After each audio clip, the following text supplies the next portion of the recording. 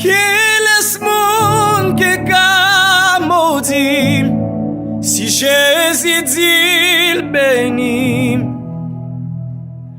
Qui laisse moun qui ka détruit, si Jésus dit il béni. Son moun béni, personne pas ka maudit. Son moun béni, personne pas ka détruit. Oh, qui laisse moun qui ka barrer moi, si Jésus dit l'avait. Qui laisse moun qui ka bloquer moi, si Jésus dit pour moi.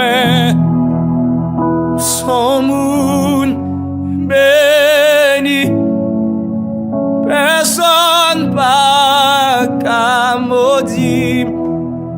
Son moun béni, personne pas ka détruit. Oh yeah.